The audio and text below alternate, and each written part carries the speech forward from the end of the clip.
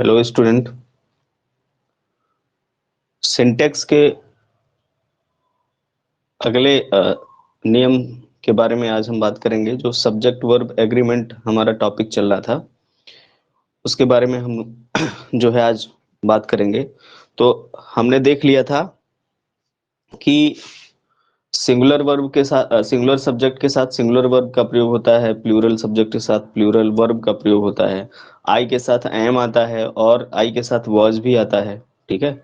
और फिर उसके बाद हमने यह भी देखा था कि यू जो है सिंगुलर और प्लूरल दो सब्जेक्ट के रूप में प्रयोग होता है यू का, लेकिन इसके साथ वर्ब हमेशा प्लूरल ही आती है, ये भी हमने देख लिया था। अगला जो हमारा है वो है नीड नॉट और डेयर नॉट। जो चौथा हमारा रूल है नीड एंड डेयर। डेयर, ठीक है। चौथा हमारा है नीड एंड डेयर। ये हेल्पिंग वर्ब हैं और ये कभी भी जो है सिंगुलर वर्ब के रूप में प्रयोग नहीं किए जाते हैं। ठीक, मार्जिनल वर्ब के अंतर्गत आते हैं। तो need and dare are used with singular और प्लूरल सब्जेक्ट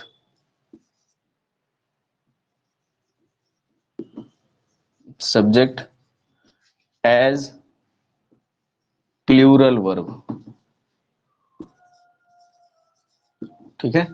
नीड और डेयर का प्रयोग जो है सिंगुलर या प्लूरल सब्जेक्ट दोनों सब्जेक्ट के साथ प्रयोग किया जाता है, लेकिन ये हमेशा किस में रहेंगे? प्लूरल वर्ब में रहेंगे। यानी नीड और डेयर का प्रयोग एक वचन करता और बहुवचन करता दोनों के साथ प्रयोग होता है, लेकिन इनका प्रयोग जो है प्लूरल वर्ब के रूप में अर्थात बहुवचन की क्रिया के रूप में प्रयोग होता है। ये दोनों जो है बहुवचन की क्रिया के रूप में प्रयोग किए जाते हैं।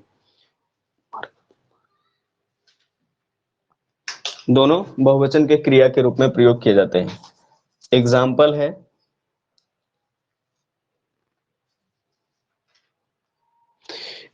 है she need not go there. She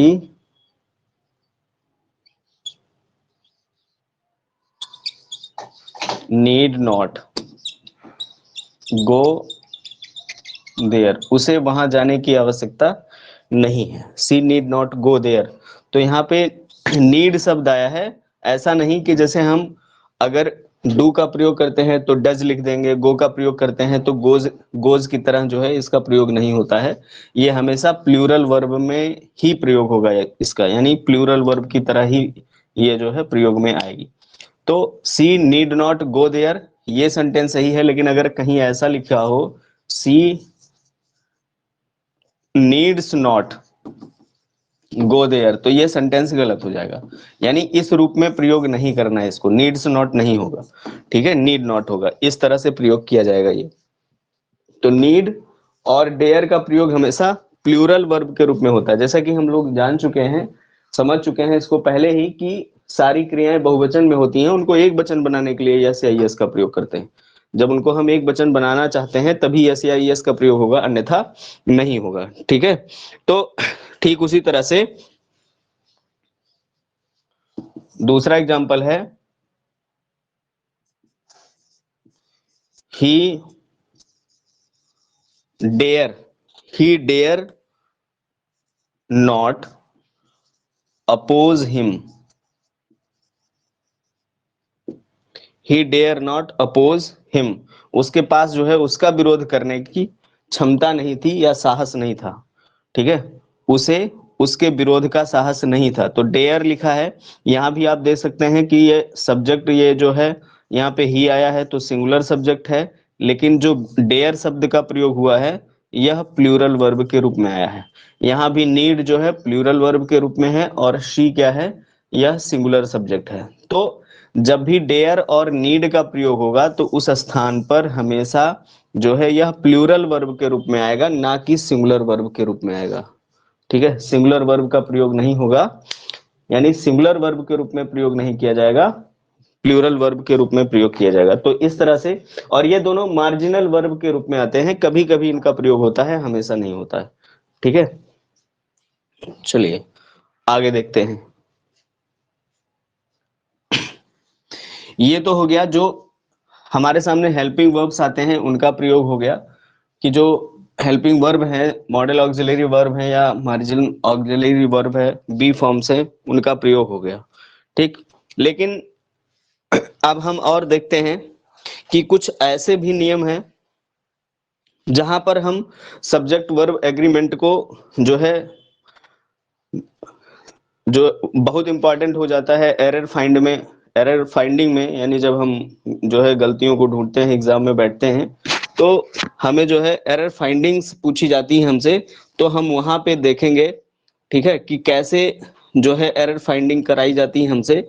तो पहले हम एक स्ट्रक्चर तैयार करते हैं और स्ट्रक्चर के माध्यम से ये देखते हैं कि सिंगुलर वर्ब कब लगता है, प्लूरल वर्ब कब लगता है, ठीक है, कैसे सब्जेक्ट कोई होगा तो वह सिंगुलर के अंतर्गत आएगा या प्लूरल के अंतर्गत आएगा। कभी कभी दो दो सब्जेक्ट हमारे सामने आ जाते हैं, एंड से जुड़े होते हैं, तो वो प्लूरल होंगे या सिंगुलर होंगे। जब कोई दो सब्जेक्ट जो है और से जुड़े होंगे, सिंगुलर सिंगुलर, तो वो क्या कहलाएंगे, सिंगुलर कहलाएंगे या प्लूरल कहलाएंगे, ये हमको देखना है। ठीक, तो चलिए देखते हैं, अगला है,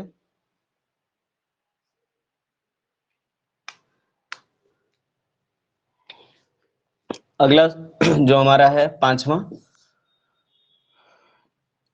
तो if two singular subjects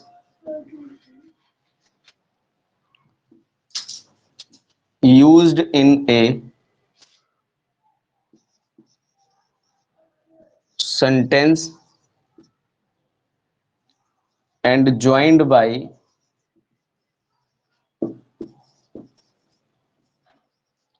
and plural verb is used।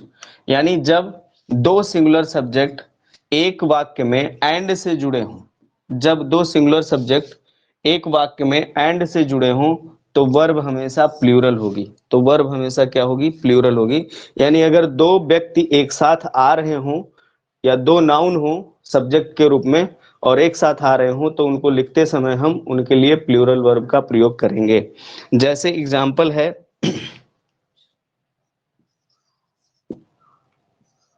Mohan and Sohan, Mohan and Sohan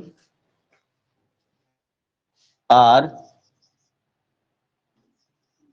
my friend, my FRIENDS, my friends, Mohan and Sohan are my friends.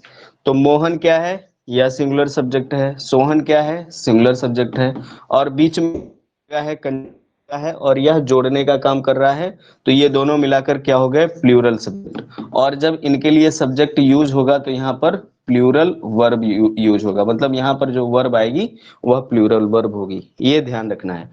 जब दो सिंगुलर सब्जेक्ट एंड से जुड़े होंगे तो वर्ब हमेशा प्लूरल आएगी, क्योंकि दो सिंगुलर मिलाकर जो है एक प्लूरल बनता है।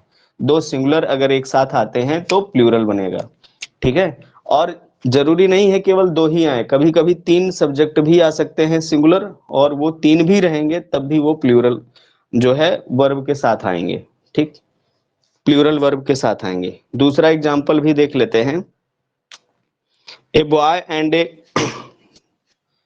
दूसरा एग्जाम्पल है, a boy and a girl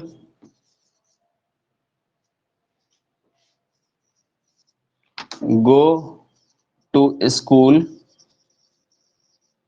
together, a boy and a girl go to school together. एक लड़का और एक लड़की दोनों साथ स्कूल जाते हैं। तो यहाँ पे आप देख रहे हैं ए बॉय क्या है, सिंगुलर सब्जेक्ट है, और यहाँ पर ए गर्ल क्या है, यह भी सिंगुलर सब्जेक्ट है, एंड से जुड़ा हुआ है, और गो क्या है, यह प्लूरल वर्ब है। गो क्या है, प्लूरल वर्ब। क्यों, क्योंकि a boy and a girl ये दोनों एक साथ मिल गए तो प्लूरल सब्जेक्ट बन गया, इसीलिए यहाँ पर गो प्लूरल वर्ब के रूप में आया है, सिंगुलर वर्ब के रूप में नहीं, प्लूरल वर्ब के रूप में। तो इस तरह से जो है ध्यान देना है, इस तरह से पढ़ना है। ठीक, तो चलिए देखते हैं इसमें एरर कैसे पूछा जाता है, इसमें एरर कैसे पूछा जाएगा।